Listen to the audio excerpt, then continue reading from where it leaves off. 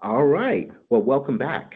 In this module, we'll discuss deal structure and how we can actually do that.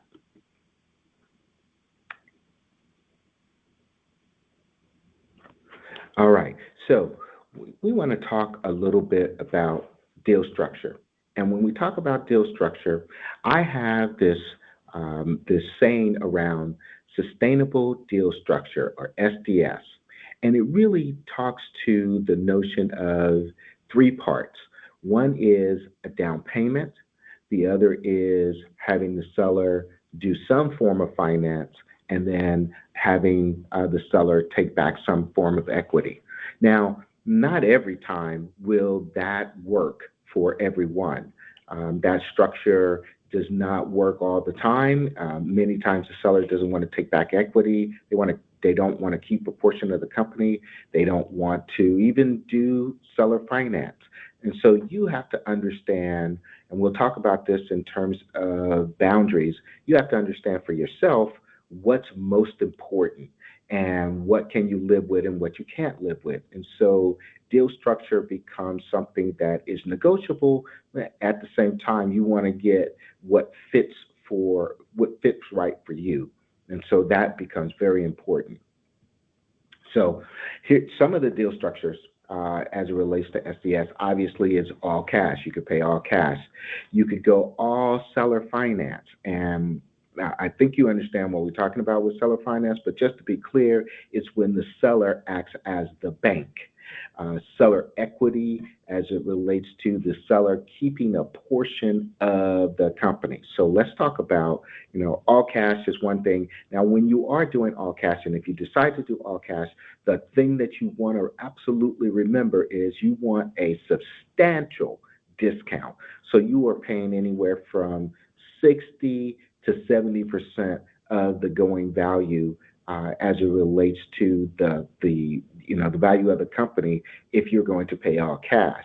If you're going to do seller finance, you want to, and I'll talk about this in a little later videos, you want to stretch those payments out as long as you possibly can. Why do you want to do seller equity? Well, there's a couple of reasons. One is that you can make the deal structure, again, stretching those payments out as long as you possibly can and making them as low as you can.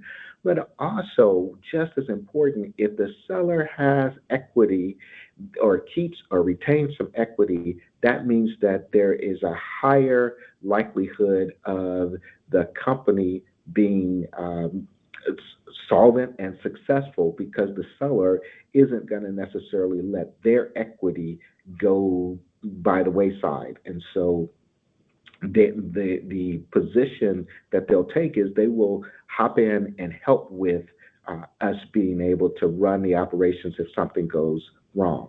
And then, of course, there's a combination of all of that. The most You have to be very creative in combining structures. So you may go, I want the seller finance and I want the seller to keep equity. And that may be finance 80%, keep equity in 20%, such that you have a no money down deal. There are many different ways that you can structure a deal such that it becomes no money down. Okay, so let's talk a little bit about terms. So terms, as it relates to as little down as possible. Why do you want as little down? Because you'd like to be able to um, to have some reserves.